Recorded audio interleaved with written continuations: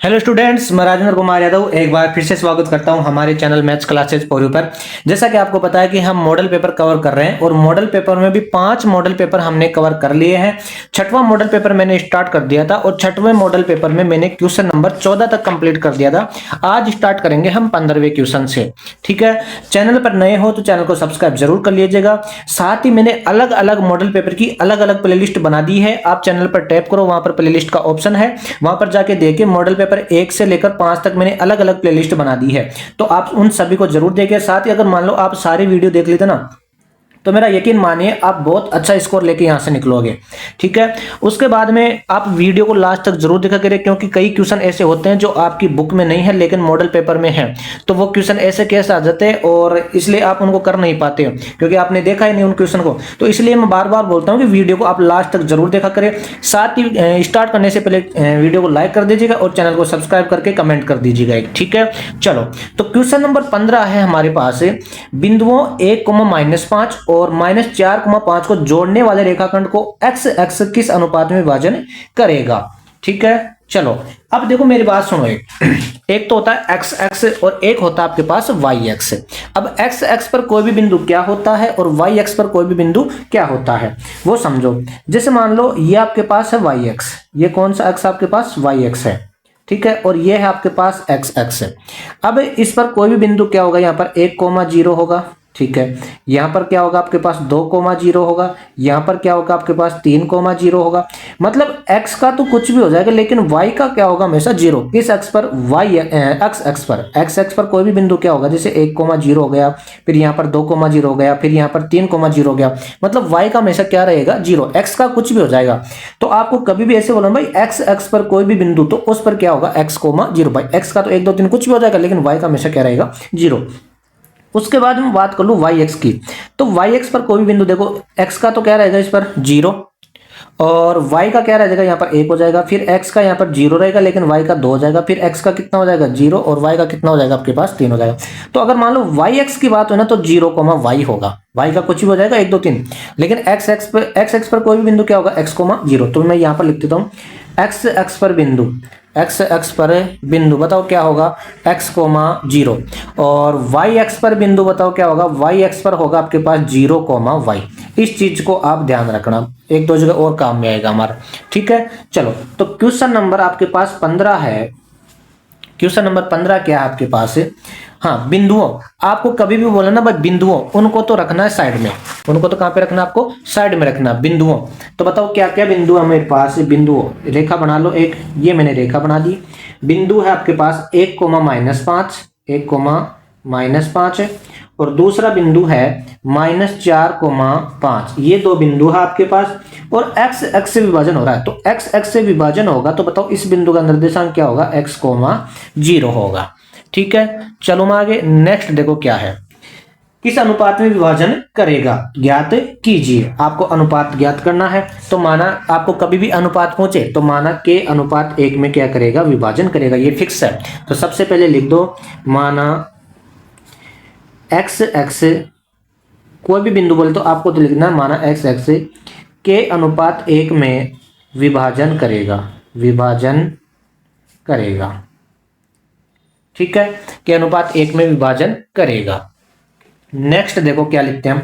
अच्छा, ये है आपके पास m1, ये है आपके पास m2, ये है आपके पास x1, y1, ये है आपके पास x2, y2 और यहां पर क्या आता है आपके पास x, y आता है। अब कई बार आप क्या करते हो, चाहे x का फॉर्मूला लगा दो चाहे y का फॉर्मूला लगा दो, वही मान आता है। लेकिन यहां पर हम y का फॉर्मूला लगाएंगे। y का क्यों, क्योंकि हमारे को मान ही y का दे रखा है इसलिए y का ही लगाएंगे। ठीक है, तो y बराबर बताओ क्या होता है, y बराबर होता है आपके पास m1 y2 plus m2 y1 बटे में m1 प्लस m2। ठीक है, बटा में 1 हम लगा सकते हैं। अब जो भी मान है वो रख दो। y का मान कितना हमारे पास 0 है। अगर मान लो यहाँ पर x का भी कुछ ना कुछ मान होता ना तो फिर हम x का भी लगा सकते थे, y का भी लगा सकते, लेकिन यहाँ पर ओनली मान किसका है, y का। तो इसलिए हम y का ही फॉर्मूला लगा रहे हैं। y 0/1 बराबर m1 का मान कितना हमारे पास k, y2 का कितना है, y2 का हमारे पास 5 प्लस m2 का कितना हमारे पास 1 और y1 कितना हमारे पास -5 बटा m1 plus m2, m1 plus m2। तो m1 का मान कितना हमारे पास k और प्लस में कितना 1। हाँ जी, थोड़ा सा सोल्व और करते हैं। 0/1 बराबर k को 5 से गुणा करेंगे क्या हो जाएगा 5k माइनस ये कितना हो जाएगा आपके पास -5 बटा में कितना आपके पास k प्लस 1। वज्र गुणा कर दे इनको, ये तो 0 से गुणा होगा 0 हो जाएगा, ये 1 से गुणा होगा तो ऐसा कैसा आ जाएगा। तो 1 से गुणा होगा तो 5k माइनस में 5 बराबर ये किससे गुणा होगा 0 से, तो ये क्या हो जाएगा आपके पास 0 हो जाएगा। 5 को इधर भेजो तो 5k बराबर इधर आएगा प्लस का 5 हो जाएगा। तो k बराबर देखो गुणा में है भाग में आ जाएगा 5 बटे में कितना 5। तो k का मान देखो यहाँ से क्या निकल के आया, k बराबर 5 में 5 का भाग गया तो कितना आया 1 आया। तो बताओ k अनुपात 1 माना था हमने, उसका मान कितना आया हमारे पास 1 अनुपात 1 आया। ठीक है, ये क्या हो गया आपके पास आंसर हो गया। इस चीज का आपको ध्यान रखना, एक्स एक्स पर कोई भी बिंदु x,0 होता है, वाई एक्स पर कोई भी बिंदु 0,y होता है। ठीक है, नेक्स्ट देखो इसका अथवा का आपको तो निकालना तो है लेकिन बोर्ड की कॉपी में आपको नहीं करना है। इसका अथवा का है क्या बिंदु 3,2 -2,-3 और 2,3 एक त्रिभुज बनाते हैं, यदि हाँ तो बताइए कि किस प्रकार का त्रिभुज बनाता है। तो एक बार हम लिख लेते हैं इसको, इसका अथवा का है। ठीक है, चलो आपके 3 बिंदु दे रखा है, त्रिभुज बना के इनको लिख लो। पहला बिंदु आपके पास 3,2 है,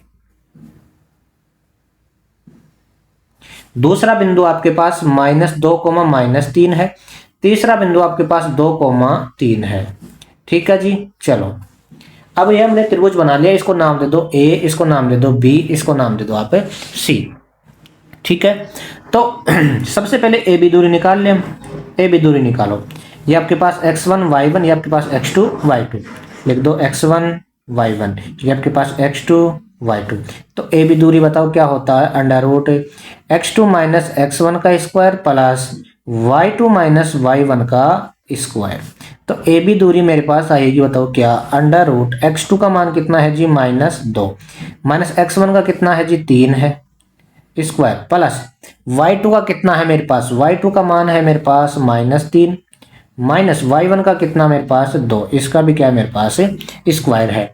तो ए बी बराबर निकल के आया मेरे पास अंडर रूट ये कितना हो गया टोटल -5 का स्क्वायर, और ये भी कितना हो गया मेरे पास -5 का स्क्वायर। तो ए बी दूरी निकल के आएगी मेरे पास कितना, -5 का स्क्वायर कितना होगा 25, और इसका भी कितना होगा मेरे पास 25। तो ए बी दूरी निकल के आएगी मेरे पास कितनी 25 और 50 कितना हो गया टोटल अंडर रूट में 50 हो गया। ये तो मेरे पास ए बी दूरी निकल के आएगी। ऐसे मैं बी सी भी निकालूंगा और ए सी भी निकालूंगा, उसके बाद मेरे को पता चलेगा भाई कैसा त्रिभुज है। ठीक है, चलो तो अब मैं दूरी निकालता हूँ, ए सी निकाल लेता हूँ। अब मैं दूरी कौन सी निकाल लेता हूँ, ए सी दूरी निकाल लेता हूँ। तो ए सी बराबर निकल के आएगा मेरे पास, अब मैं सूत्र नहीं लिख रहा डायरेक्ट ही कर रहा हूँ, ए सी ये आपके पास x1 y1, ये आपके पास क्या हो जाएगा x2 y2। तो अंडर रूट x2 का मान कितना है मेरे पास 2, माइनस x1 का कितना है 3, इसका क्या करना है स्क्वायर, प्लस y2 का कितना है मेरे पास 3, माइनस y1 का कितना है मेरे पास 2, इसका भी क्या है मेरे पास स्क्वायर। तो AC निकल के आएगा मेरे पास अंडर रूट, यहाँ पर कितना बचेगा मेरे पास -1 स्क्वायर, प्लस यहाँ पर कितना बचा मेरे पास 1, इसका भी क्या है स्क्वायर। तो AC निकल के आया मेरे पास अंडर रूट -1 का स्क्वायर 1 होगा, और एक का भी कितना होगा, तो AC का मान मेरे पास आया अंडर रूट में 2 आया। ठीक है, उसके बाद में ये दूरी और रह गई BC, इसको भी मैं निकाल लेता हूँ। तो BC बराबर अंडर रूट ये x2 y2 है, तो इसको मैं अब की बार क्या मान लेता हूँ x1 y1 मान लेता हूँ। ठीक है, चलो मैं आगे नेक्स्ट देखो क्या करता हूँ। BC क्या निकल के आएगा मेरे पास, x2 का मान है -2, माइनस x1 का है मेरे पास 2, इसका क्या है स्क्वायर, प्लस y2 का कितना है, y2 का है मेरे पास -3, माइनस y1 का कितना है 3, इसका भी क्या है मेरे पास स्क्वायर। तो BC दूरी निकल के आएगी मेरे पास अंडर रूट -2 और -2 टोटल कितना हो गया, माइनस में 4 का स्क्वायर, प्लस ये कितना हो गया माइनस में 6 का स्क्वायर। तो BC दूरी निकल के आएगी मेरे पास 4 का स्क्वायर कितना हो जाएगा 16, और 6 का कितना हो जाएगा 36। तो BC दूरी निकल के आई अंडर रूट में 52, अंडर रूट में कितनी आई मेरे पास 52।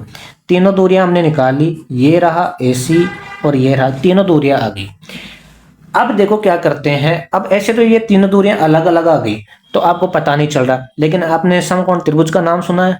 समकोण त्रिभुज में क्या होता है कि दो भुजाओं का योग तीसरी भुजा के बराबर होता है ना, होता है ना भाई। कर्ण का स्क्वायर बराबर क्या होता है, आधार का स्क्वायर प्लस लंब का स्क्वायर। तो सबसे बड़ी वाली भुजा है मेरे पास 52, सबसे बड़ी वाली भुजा क्या है मेरे पास 52। तो 52 का स्क्वायर बराबर इन दोनों का स्क्वायर होगा कि नहीं होगा, समकोण त्रिभुज में यही तो होता है। तो मैं यहां पर एक बार लिख देता हूं, इस जगह पर लिख देता हूं, ठीक है, जगह की थोड़ी शॉर्टेज है, आगे तो क्या करेंगे इस एक ही पेज पर कर लेते हैं इसको, ठीक है। चलो तो सबसे बड़ी का भुजा का स्क्वायर तो √52 का स्क्वायर, अगर मान लो बराबर आ जाता है तो समकोण त्रिभुज हो जाएगा। फिर क्या आपके पास √50 का स्क्वायर और प्लस में क्या है √2 का स्क्वायर। ये मैंने तीनों दूरियां लिख दी। √52 का स्क्वायर कितना हो जाएगा 52 बराबर, इसको काटेंगे 50 बनेगा, इसका भी अंडर रूट कट जाएगा प्लस में 2, तो 52 बराबर क्या आ गया आपके पास 52 आ गया। तो दोनों पक्ष बराबर आ गए, तो ये कौन सा त्रिभुज बनेगा आपके पास, समकोण त्रिभुज बनेगा। क्या कैसे पता चला आपको भाई समकोण त्रिभुज बनेगा, भाई सबसे बड़ी भुजा का वर्ग किया वो दो छोटी भुजाओं के वर्गों के योग के बराबर आ जाता ना, तो समकोण त्रिभुज बना जाता। मतलब पाइथागोरस प्रमेय को सेटिस्फाई कर देता ना भाई, पाइथागोरस प्रमेय को संतुष्ट कर देगा तो क्या बनेगा आपके पास समकोण त्रिभुज ही बनेगा। तो पाइथागोरस प्रमेय का हिसाब से हमने लगा दिया भाई, कर्ण का स्क्वायर बराबर आधार का स्क्वायर प्लस लंब का स्क्वायर, और दोनों पक्ष के आ गए बराबर। तो बताओ ये कैसा त्रिभुज है, समकोण त्रिभुज है, समकोण त्रिभुज है, ठीक है। ऐसा आपको इसका पूरा सॉल्यूशन करना है। तो ये कौन सा हो गया आपके पास, क्वेश्चन नंबर 15 कंप्लीट हो गया। अब देखते हैं कौन सा क्वेश्चन नंबर 16। क्वेश्चन नंबर कीजिए कि √1 प्लस कोस ए और बटे में 1 माइनस कोस ए बराबर है आपके पास कोसेक ए प्लस में कोट ए। ये आपको सिद्ध करना है। तो LHS लेके काम करेंगे हम और RHS हम लेके आ जाएंगे, ठीक है। क्वेश्चन नंबर 16 है हमारे पास। अब देखो ये पिछले वाला क्वेश्चन था, ये आपकी बुक में है ही नहीं ऐसा क्वेश्चन, ठीक है ना। तो इसीलिए मैं आपको बार बार बोलता हूँ कि आप वीडियो को लास्ट तक जरूर देखा करें, ठीक है जी। चलो तो मेरे पास है LHS में, बताओ क्या है 16 में, LHS में है मेरे पास √1 प्लस कोस ए और बटे में है 1 माइनस में कोस ए। अब आपने कई पीछे भी पढ़ा होगा कि कभी भी अंडर रूट होता है तो हम उसको अंडर रूट में ही नहीं रखते, उसका बताओ क्या करते हैं हम परमेयकरण करते हैं। तो इसका भी क्या करेंगे हम परमेयकरण कर देंगे। तो अंडर रूट परमेयकरण कैसे करते हैं, जो भी नीचे होता है ना उसका उल्टा चिन्ह लेके ऊपर नीचे गुणा कर देते हैं। 1 माइनस में कोस ए, अब नीचे क्या आपके पास 1 माइनस में कोस ए है, तो इसका उल्टा चिन्ह लेके ऊपर नीचे गुणा कर देंगे हम। तो गुणा 1 प्लस में कोस ए और 1 प्लस में कोस ए, ये हमने क्या कर दिया, इसका गुणा कर दिया। अच्छा अब क्या करते हैं हम, अंडर रूट बराबर का चिन्ह जरूर लगाना है। अच्छा ऊपर देखो क्या है, a प्लस बी सेम संख्या 2 बार गुणा हो रही है।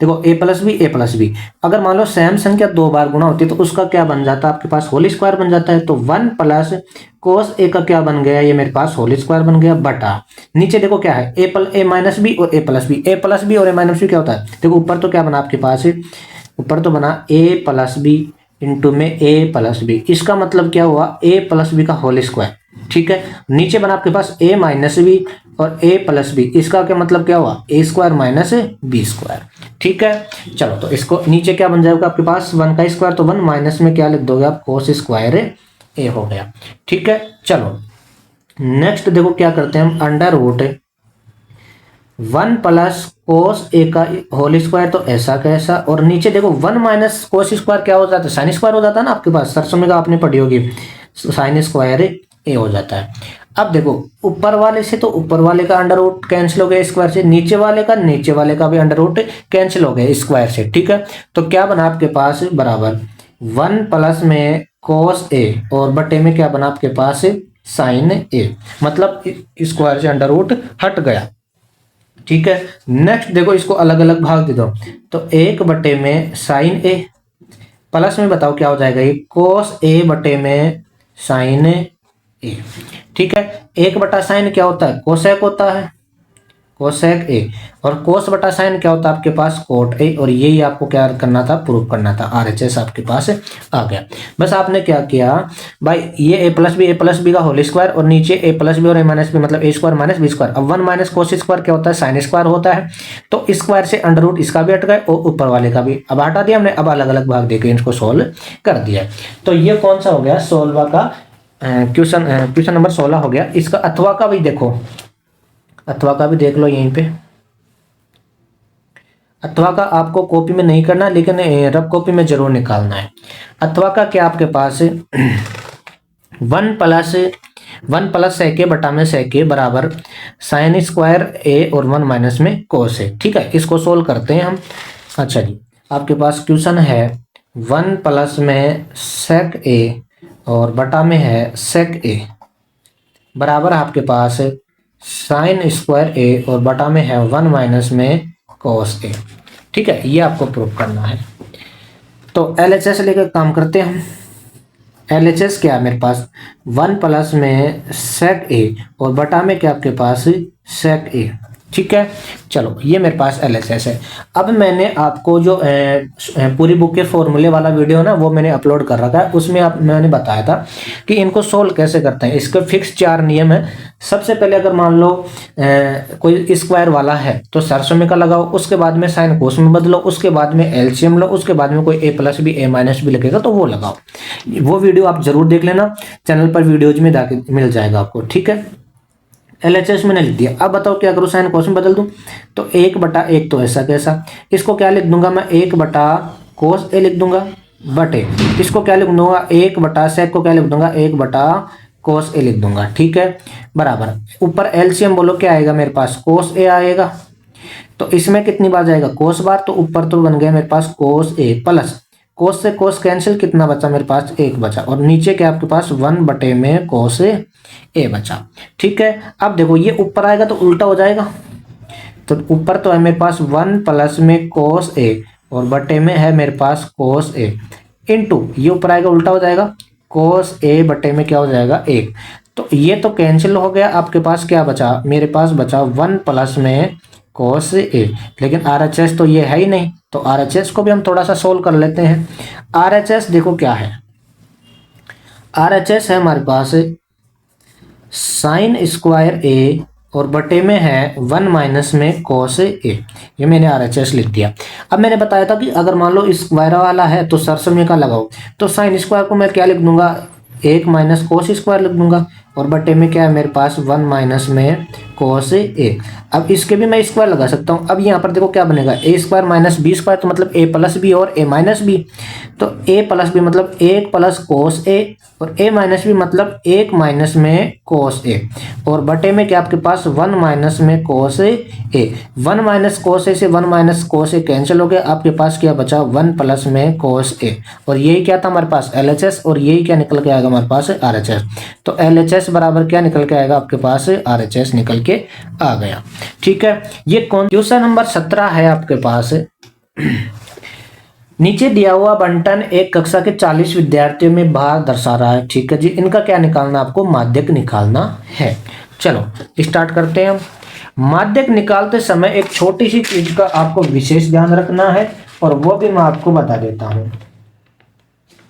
माध्यक निकालते समय आपको किसका ध्यान रखना है वो भी समझो। कौन सा हमारे पास क्वेश्चन नंबर 17 है। क्वेश्चन नंबर 17 क्या है हमारे पास, हाँ जी, सबसे पहले वर्ग अंतराल दे रखा आपको, तो वर्ग अंतराल लिख लेते हैं। यहाँ पर लिख लेंगे हम वर्ग अंतराल, यहाँ पर लिख लेंगे हम बारंबारता, और यहाँ पर लिख लेंगे हम संचयी बारंबारता।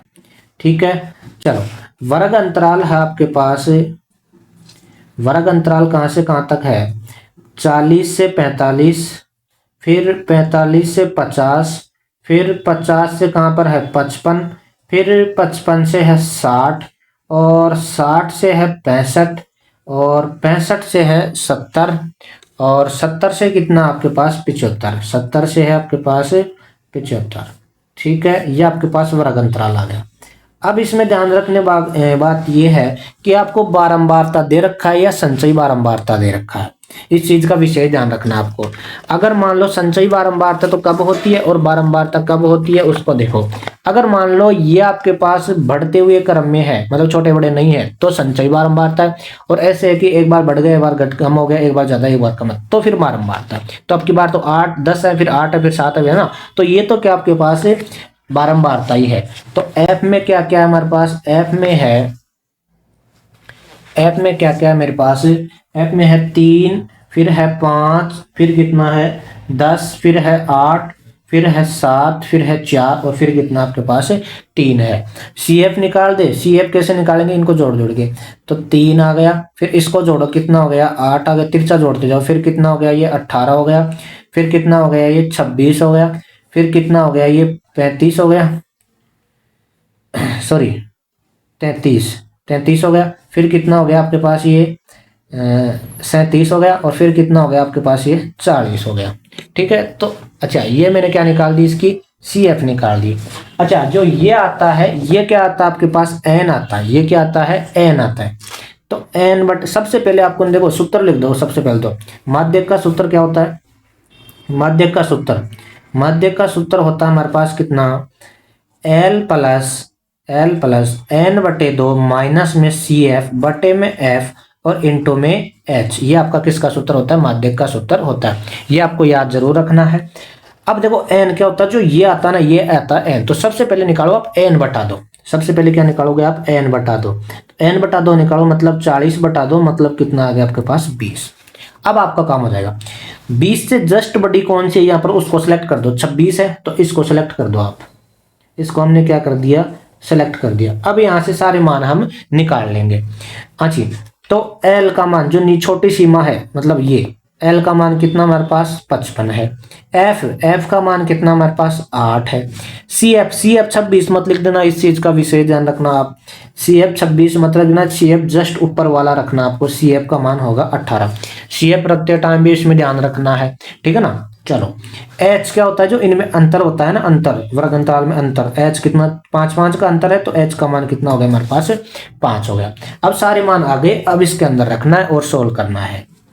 तो माध्यक देखो क्या निकल के आएगा मेरे पास, माध्यक निकल के आएगा L कितना है जी 55 प्लस n बटा दो का मान कितना है मेरे पास 20। दोबारा बटा दो मत लगा देना 20 माइनस सी एफ कितना है जी 18 है बटा एफ कितना है जी एफ है 8 है और इनटू में एच कितना है जी मेरे पास 5 है। सारे मान मैंने रख दिए हैं, अब इसको सोल्व कर देते हैं। तो माध्यक निकल के आएगा मेरे पास 55 प्लस ऊपर कितना बचा मेरे पास 2 बटा में कितना 8 और इनटू में कितना हमारे पास 4। इसको काट दो कितना हो गया 4। तो माध्यक निकल के आएगा 55 प्लस में 5 को 1 से गुणा करेंगे 5 और बटा में कितना हमारे पास 4। तो माध्यक निकल के आएगा 55 प्लस इसको भाग दे दो 4 एकम 4 लगाए पॉइंट 4 दूनी 8 1.25 हो जाएगा। ठीक है, तो माध्यक निकल के आएगा 56.25। ये क्या हो गया आपका आंसर हो गया।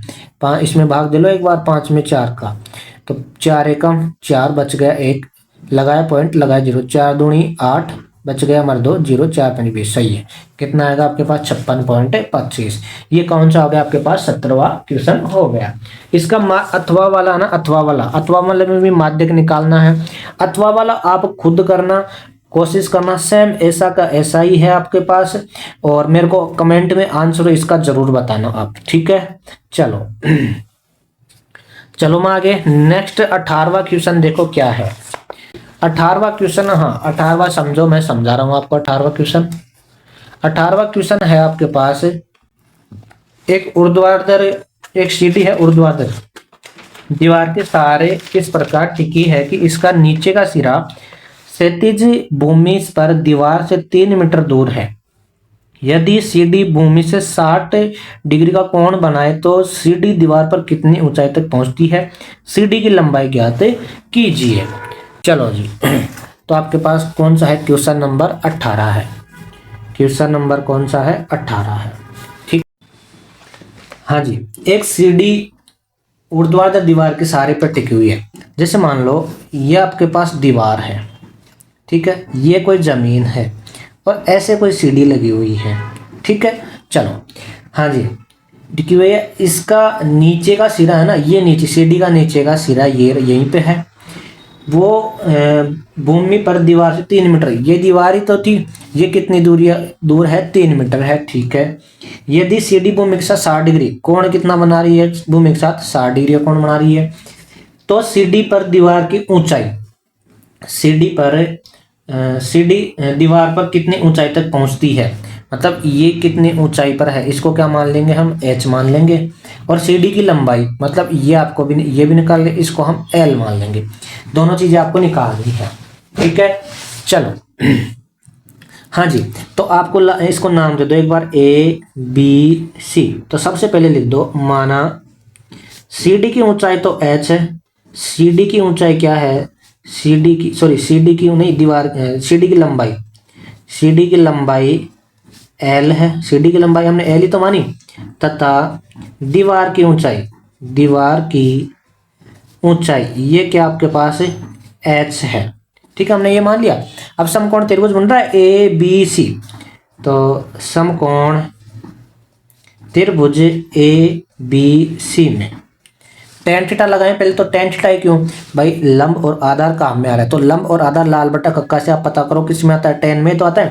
तो सबसे पहले यहाँ पर क्या लगेगा, टेन थीटा, देख लो लाल बटा कक्का, तो लंब और आधार किस में आता है, टेन में, तो टेन थीटा बराबर क्या होता है, लंब बटे आधार। भाई इसमें लंब और आधार काम में आ रहा है, तो टेन थीटा का मान बोलो कितना है, 60 डिग्री है, बराबर लंब का मान कितना है, H है, और आधार का मान कितना मेरे पास 3 है। टेन 60 का मान होता है √3 बटा में 1 लगा दो, बराबर H बटे में कितना 3, वज्र गुणा कर दो, H का मान बोलो कितना आ गया, 3 √3 आ गया, ठीक है। H का मान तो आ गया मेरे पास, ठीक है। अब मैं किसका निकालता हूँ, इस CD की लंबाई निकालता हूँ। तो अब की बात देखो, लाल बटा का क्या क्या काम है, कर्ण और आधार, कर्ण और आधार किस में आता है, इसमें आ रहा है, मतलब कोस में आ रहा है। तो समकोण त्रिभुज ABC में अब की बार बताओ क्या लगाएंगे हम, कोस थीटा। तो कोस थीटा बराबर क्या होता है, आधार बटे कर्ण होता है। तो कोस थीटा का मान है 60 डिग्री, आधार कितना मेरे पास 3 है, और कर्ण कितना मेरे पास L है। तो कोस 60 का मान कितना होता है, कोस 60 का मान होता है 1/2 बराबर में 3 बटे में कितना L, वज्र गुणा करो, ये L से गुणा होगा, और 3 दूनी कितना हो गया 6। तो हमने दोनों चीजें निकाल दी, बिल्कुल आसान क्वेश्चन था। लेकिन आपको ये पता होना चाहिए भाई, यहाँ पर कोस आता है, यहाँ पर टेन, और यहाँ पर क्या आता है, साइन आता है। उसके बाद में आपसे कुछ भी पूछे आप निकाल सकते हो। नेक्स्ट क्या है इसमें, नेक्स्ट है भूमि के एक बिंदु से जो मीनार के पद बिंदु से 30 मीटर की दूरी पर है, मीनार के शिखर का उन्नयन कोण 30 डिग्री है, मीनार की ऊंचाई ज्ञात कीजिए। आप बिल्कुल इसको कर सकते हो, इसका मैं डायग्राम बना देता हूं, फिर आप देखिए एक बार कोशिश करना और आंसर कमेंट में जरूर देना इसका भी, ठीक है ना। दोनों क्वेश्चन का आंसर कमेंट में देना। आप मैं डायग्राम समझा देता हूँ। एक भूमि के एक बिंदु से, जैसे मान लो ये भूमि है, ये क्या आपके पास भूमि है, इसके एक बिंदु से कोई मीनार है, एक बिंदु से मीनार की पद बिंदु कितनी दूरी पर है, 30 मीटर की दूरी पर है, ठीक है। मीनार का शिखर यहीं पे है, उसका उन्नयन कोण कितना बना रहा है वो 30 डिग्री। तो मीनार की ऊंचाई बिल्कुल आराम से कर सकते हो भाई, मैं माना मीनार की ऊंचाई H है, तो लंब और आधार काम में आ रहा है, थीटा 30 डिग्री, तो टेन थीटा लग जाएगा इसमें। आंसर मेरे को जरूर बताना आप, ठीक है। नेक्स्ट देखो क्वेश्चन नंबर 19वां क्या है, इसको समझो आप। 19वां क्वेश्चन है आपके पास, एक कलमदान घनाभ के आकार का है, ठीक है जी। घनाभ के आकार की लकड़ी से बना है, जिसमें कलम रखने के लिए 4 शंकु आकार गड्ढे बना दिए। इसके अंदर क्या बना दिए, 4 गड्ढे बना दिए, जो भी शंकु के आकार के। घनाभ की विमाई मतलब लंबाई चौड़ाई ऊंचाई क्या है, 15 10 3.5 है।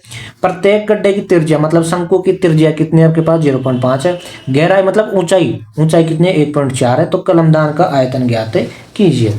एक बार समझो इसको क्या बोल रहा है ये क्वेश्चन 19वां। 19वां क्वेश्चन है हमारे पास, ऐसे कोई घनाभ है, जैसे मान लो आप ईंट मान लो कोई, ठीक है ना, वो क्या है, घनाभ है। अब इसके अंदर 4 गड्ढे कर दिए, इसके अंदर क्या कर दिए, 4 गड्ढे कर दिए। जैसे मान लो एक गड्ढा ये कर दिया, दूसरा गड्ढा ये कर दिया, तीसरा गड्ढा ये कर दिया, और 4 गड्ढे कर दिए इसके अंदर, ठीक है। चलो अब इसका क्या पूछा है आपको, आयतन पूछा है। घनाभ का क्या पूछा आपको, आयतन पूछा है, ठीक है। चलो तो मैं एक काम करता हूं, इस पूरे घनाभ का आयतन निकाल लेता हूं, ठीक है। उसमें से 4 शंकुओं का आयतन क्या कर दूंगा, मैं माइनस कर दूंगा। तो घनाभ का आयतन मिल गया ना मेरे को। भाई आपको जो गड्ढे हैं उनका आयतन क्या कर देंगे हम, माइनस। तो सबसे पहले घनाभ की लंबाई क्या दे रखी है आपको, लंबाई दे रखी है 15, चौड़ाई मतलब बी कितना दे रखा है आपको 10, एच मतलब ऊंचाई कितनी दे रखी है 3.5, ये तो मैंने लिख दिया। ठीक है, अब क्या दे रखा आपको शंकु के लिए, ये तो किसके लिए है, घनाभ के लिए है। शंकु के लिए आपको क्या दे रखा है, शंकु के लिए दे रखा आपको क्या क्या कि गड्ढे की त्रिज्या तो आर तो कितना है 0.5 दे रखा है, और गहराई कितनी दे मतलब एच कितना दे रखा है आपको 1.4, ये शंकु के लिए है एच। ठीक है, चलो मैं एक काम करता हूं, आपको तो इसका आयतन चाहिए तो पहले पूरे घनाभ का आयतन निकाल दूंगा, माइनस इन चार का आयतन करूंगा, तब जाके मेरे को इसका आयतन मिलेगा। ठीक है, चलो तो सबसे पहले घनाभ का आयतन निकाल दो। घनाभ का आयतन बताओ, घनाभ का आयतन क्या होता है, L into b into h. तो निकालो, L का मान कितना मेरे पास 15, B का मान कितना मेरे पास 10, H का मान कितना है 3.5। इसकी जीरो से इसकी पॉइंट कैंसिल हो भाई, बटा में 10 लगाएंगे कैंसिल हो जाएगा। क्या बना आपके पास 15 इंटू 35, तो 15 को 35 से गुणा करो, कितना हो जाएगा आपके पास 15 5 75, 7 15 45 46 47 48 49 50 51 52। ठीक है, 525 आ गया, किसका भी तो घनाभ का आयतन। अब चार शंकुओं का आयतन निकालते हैं, चार शंकु का आयतन, शंकु का आयतन तो शंकु का 4 से गुणा करना पड़ेगा, 4। शंकु का आयतन क्या होता है 1/3 पाई आर स्क्वायर एच, यही तो होता है। ठीक है, तो 4/3 पाई का मान कितना है 22/7, आर का मान कितना हमारे पास 0.5, तो 0.5 इंटू 0.5, एच का मान कितना हमारे पास 1.4 है। ठीक है, ये मैंने रख दिया। हाँ जी, इसको सोल्व करें थोड़ा सा, इसकी पॉइंट हटा दे बटे में 10, इसकी पॉइंट हटा दे बटे में 10, इसकी पॉइंट हटा दे बटे में 10, तो आपके पास बचा 4/3 इंटू 22/7 इंटू 5 इंटू 5 इंटू 14, और नीचे कितना आपके पास 1000 है। 7 एवं 7 7 दूनी 14 हो गया। ठीक है, चलो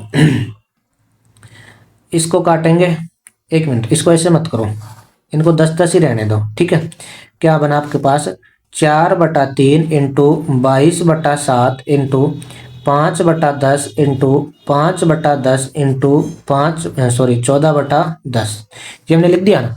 ठीक है, अब क्या करते हैं इसको 7 7 एकम 7 7 दूनी 14, 2 एकम 2 2 पंजे 10, 5 से क्या हो गया 5 भी कैंसिल हो गया। ठीक है, चलो फिर काटो 2 से, 2 दूनी 4 2 पंजे 10, 5 से 5 भी कैंसिल हो गया। अब क्या क्या बचा उनको लिख दो, आपके पास बचा 2 इंटू 22, और नीचे कितना बचा 3 इंटू 10, 3 इंटू 10 बचा। ठीक है, चलो इसको भी काट दो एक बार, 2 एकम 2 2 पंजे 10। हाँ जी, क्या क्या बना आपके पास 22 बटे में कितना बचा आपके पास 15 बचा।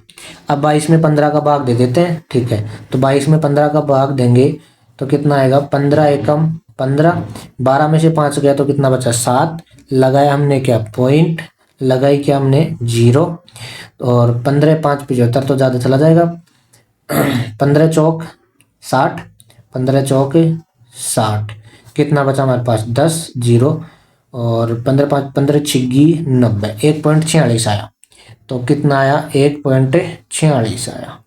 ठीक है, ये हमारे पास शंकु का आयतन आ गए। अब इसमें से क्या कर देंगे हम माइनस, तो कलमदान का आयतन बताओ क्या होगा, कलमदान का आयतन क्या होगा, घनाभ का आयतन, घनाभ का आयतन माइनस 4 शंकुओं का आयतन, 4 शंकुओं का आयतन।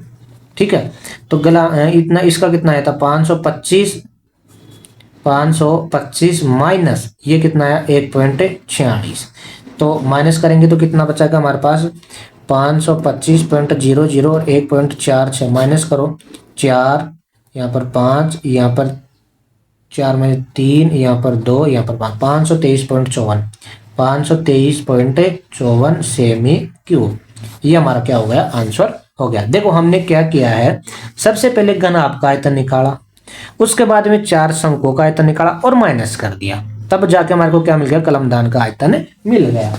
ठीक है, चलो मैं नेक्स्ट देखो हमारे पास क्या है, एक ऊंचाई दे रखी है 2.4, व्यास दे रखा है 1.4। ठीक है जी, एक ठोस बेलन इसी में इसी ऊंचाई के व्यास शंक्वाकार खोल काट लिया जाता है, शेष बचे ठोस का निकटतम वर्ग सेंटीमीटर पृष्ठीय क्षेत्रफल ज्ञात कीजिए। देखो ऐसे बोल रहा है ये, इसका अथवा का है वो समझो क्या बोल रहा है आपको कि आपके पास क्या है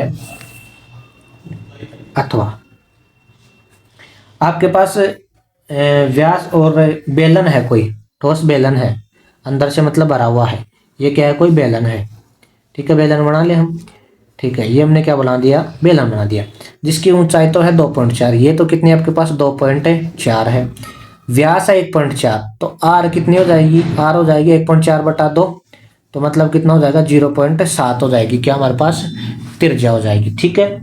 अब इसी ऊंचाई का व्यास और शंकु आकार खोल काट, इसके अंदर एक शंकु के आकार का काट दिया, इसके अंदर से क्या काट दिया हमने शंकु के आकार का काट दिया, तो शेष बचे ठोस का आयतन सॉरी क्षेत्रफल आपको निकालना है, पृष्ठीय क्षेत्रफल निकालना है, ठीक है। तो हम एक काम करते हैं, इसका संपूर्ण पृष्ठीय क्षेत्रफल निकालते ना, हम एक काम करते हैं भाई, इसका कैसे निकलेगा भाई, बेलन का ये निकालते हैं सबसे पहले, तो किसका बेलन का, ठीक है बेलन का संपूर्ण पृष्ठीय क्षेत्रफल हो गया, ठीक है। उसके बाद में शंकु भी है इसमें, उसके बाद में वर्त भी है इसमें, तो तीनों को क्या करना पड़ेगा हमारे को निकाल के जोड़ना पड़ेगा। तो इसका बताओ क्या क्या होगा, ठोस का संपूर्ण पृष्ठीय क्षेत्रफल, संपूर्ण पृष्ठीय क्षेत्रफल बताओ क्या क्या होगा, एक तो बेलन का वक्र, आपको कभी भी गोलाई वाला दिखे ना तो उसका वक्र ही निकालना है आपको, ठीक है, प्लस शंकु का वक्र, शंकु भी है इसमें, शंकु का वक्र, प्लस ये क्या आपके पास वर्ती तो ऊपर वर्त का क्षेत्रफल, तो तीनों को देखो, बेलन का वक्र क्या होता है, बेलन का वक्र होता है आपके पास 2πr/h, प्लस शंकु का वक्र क्या होता है πr/l, प्लस और वर्त का क्षेत्रफल क्या होता है πr², ठीक है। चलो आगे नेक्स्ट देखो हमारे पास क्या क्या आ जाएगा, हमारे को L तो निकालना पड़ेगा, L नहीं है, देखो यहाँ से दो, यहाँ पाई यहाँ पर भी है, आर यहाँ पर भी, पाई यहाँ पर भी है, आर यहाँ पर भी, पाई यहाँ पर भी है, आर यहाँ पर भी, तो पाई आर तो क्या लेते हैं हम कॉमन ले लेते हैं, पाई आर तो हमने कॉमन ले लिया, यहाँ पर बचेगा 2h, यहाँ पर बचेगा L और यहाँ पर बचेगा हमारे पास R, ठीक है, ये हमने कॉमन लेने के बाद में बच गया, लेकिन L नहीं है हमारे पास, L मतलब शंकु की तिर्यक ऊंचाई, तो L कैसे निकालते हैं बताओ, L निकालते हैं √r² + h², ठीक है, तो इससे निकाल देते हैं हम L बराबर √r, R कितने हमारे पास 0.7 का स्क्वायर, H कितना हमारे पास 2.4, इसका क्या हमारे पास स्क्वायर, तो L निकल के आएगा मेरे पास, ये कितना हो गया, इसका स्क्वायर करेंगे तो 0.49 हो जाएगा, प्लस और ये कितना हो जाएगा सॉरी 0.7 को 0.7 से गुणा करेंगे तो कितना हो जाएगा हमारे पास 0.49 हो गया, ठीक है, 2.4 का स्क्वायर करो 5 मतलब 5.76 हो जाएगा, 5.76 हो जाएगा, जोड़ो कितना हो गया, L बराबर निकल के आएगा मेरे पास √5 7 हो जाएगा 12 1 6.25 मतलब कितना आ गया 2.5, 625 किसका होता है 25 का, तो 2.5, L का मान निकल के आएगा मेरे पास कितना 2.5, अब इसके अंदर रख दो, पाई का मान 22/7, R का मान कितना है जी हमारे पास 0.7, तो 0.7 इंटू 2, H का मान कितना है जी, H का मान है मेरे पास 2.4 प्लस L का मान कितना निकल गया 2.5 प्लस R का मान कितना है 0.7, ठीक है, ये मैंने सारे मान रख दिए। अब इसको सोल्व कर देते हैं, 22/7 इंटू इसकी पॉइंट हटा दो, बट्टे में कितना लगा देंगे 10 लगा देंगे, इसको गुणा करेंगे कितना हो जाएगा ये 4.8 हो जाएगा, पॉइंट हटा दो बट्टे में कितना लगा दो 10, प्लस इसके भी पॉइंट हटा दो बट्टे में कितना लगा 10, प्लस इसके भी पॉइंट हटा दो बट्टे में कितना लगा देंगे 10 लगा देंगे, ठीक है। चलो 7 से 7 तो कैंसिल हो गया, आपके पास बचा 22/10, इधर एलसीएम कितना आएगा हमारे पास 10 आ जाएगा, ये हो जाएगा आपके पास 48 + 25 प्लस में कितना 7, ठीक है, तो 22/10 इंटू में ये कितना हो गया टोटल 7 और 5 12, 12 और 8 20 की शून्य हासिल की कितनी 2, 2 और 2 4, 4 4 कितना हो गया 8 बटे में कितना हमारे पास 10, ये कैंसिल हो गया, 22 को 8 से गुणा करेंगे 8 दूनी 16, 8 दूनी 16 और 176 बटा में कितना 10 हो गया। पॉइंट हटा दो, कितना हो गया 17.6 मीटर सेमीमीटर, जो भी आपको दे रखा है उसका स्क्वायर। ठीक है, ये आपके पास आंसर निकल गया। हमने क्या किया भाई, आपको ठोस दे रखा था, उसमें से शंकु काट दिया, तो अब इसका क्षेत्रफल पूछा है, तो सबसे पहले बेलन का वक्र प्लस शंकु का वक्र प्लस वर्ग का क्षेत्रफल, उसके बाद में पाई आर को बना रहा था और सारे मान एल का मान निकाल के इसके अंदर रख दिया। ठीक है, नेक्स्ट देखो हमारे पास कौन सा क्वेश्चन है ना। तो ये आपके पास 17 पॉइंट से आपको लगभग पूछा है ना, तो लगभग किसके है ये 18 के ही तो है, लगभग किसके है ये 18 के ही है। ये आपका फाइनल आंसर हो गया। नेक्स्ट क्वेश्चन क्या हमारे पास है, कौन सा हो गया ये 19वां हो गया ना। 20वां क्वेश्चन देखो, 20वां क्वेश्चन हमारे पास बहुलक निकालना है। तो सबसे पहले बताओ कौन सा सेलेक्ट हो जाएगा, ये आपके पास सेलेक्ट हो जाएगा। बहुलक तो आप आराम से निकाल सकते हो। इसका अथवा वाला इंपॉर्टेंट क्वेश्चन है, इसका भी आंसर मेरे को क्वेश्चन लगा लगा के आंसर देना है कमेंट में। भाई सर 20वें का ये है और कौन सा छोड़ा था मैंने, हाँ 18वां का ये है और एक ये छोड़ा था। इन तीनों को कमेंट में आंसर आपको जरूर देना है। ठीक है, नहीं तो फिर मैं ये भी करवा दूंगा। अगर नहीं हो जाएंगे वैसे तो, अगर मान लो आपने ठीक ठाक तैयारी कर रखी है तो हो जाएंगे। इसका 20वें का सेकंड देखो, वो इंपॉर्टेंट है, वो समझो। क्या है आपके पास 20वां का अथवा है, माध्य दे रखा है और आपको पी का मान पूछा है। ठीक है, सबसे पहले हम क्या बना लेते हैं, इसको बना लेते हैं। यहां पर है आपके पास क्या x, यहां पर आपके पास f और यहां पर हम क्या निकाल लेंगे fx निकाल लेंगे। ठीक है, चलो x में क्या क्या आपके पास 2, 5, p 9 और 10। f में क्या क्या आपके पास, f में है 1, फिर है 5, फिर है 4, फिर 7 और 3। fx निकालो, माध्य निकालना तो fx निकालो। 2 को 1 से गुणा करेंगे 2 और 5 को 5 से करेंगे कितना हो जाएगा 25, p को 4 से करेंगे 4p, 9 7 का 63 और 10 3 30 हो गया। निकाल दिया हमने। ठीक है, अच्छा माध्य का सूत्र क्या होता है, माध्य का सूत्र होता है आपके पास सिग्मा एफ आई एक्स आई और बटे में सिग्मा एफ आई, यही तो होता है। ठीक है, अब देखो हम क्या करते हैं, सिग्मा एफ आई एक्स आई का मान निकालते हैं। सिग्मा एफ आई एक्स आई का मान निकालो, कितना हो जाएगा 5 और 2 7, 7 और 3 कितना हो गया 10, 10 की शून्य हासिल की कितनी 1, 1 2 और 1 3, 4 को छोड़ो भी 3, 3 और 6 कितना हो गया 9, 10 11 12, मतलब 120 प्लस में कितना आपके पास 4p, 4p को अलग रखना है। ठीक है, और सिग्मा एफ आई का मान निकालो, एफ आई का मान कितना होगा 5 1 6 4 10, 10 और 10 कितना हो गया आपके पास 20 हो गया। हमने मान निकाल दिया। ठीक है, अब इसके अंदर रख दो। अब माध्य का मान क्वेश्चन में देखो आपको कितना दे रखा है, क्वेश्चन में दे रखा आपको 7, माध्य का मान कितना दे रखा आपको 7 दे रखा है। ठीक है, चलो तो माध्य की जगह तो हम कितना रखेंगे 7 बराबर, इसका मान हमने कितना निकाला 120 प्लस में 4p बटा इसका मान हमने कितना निकाला 20। ठीक है, चलो वज्र गुणा कर दे इनको, वज्र गुणा करो, ये तो 1 से गुणा होगा, ऐसा कैसा आ जाएगा 120 प्लस 4p बराबर, ये 7 से गुणा होगा तो कितना हो जाएगा 140 हो जाएगा। इसको इधर भेज दो तो 4p बराबर बचा आपके पास 140 माइनस में 120 बचा, तो 4p का मान आया आपके पास कितना बचा यहाँ पर 20, तो p का मान बोलो कितना आ जाएगा 20 बटे 4, p का मान आ जाएगा कितना आपके पास 5। ये क्या हो गया आपके पास मॉडल पेपर, हमने 6 मॉडल पेपर हमने कंप्लीट कर लिए हैं।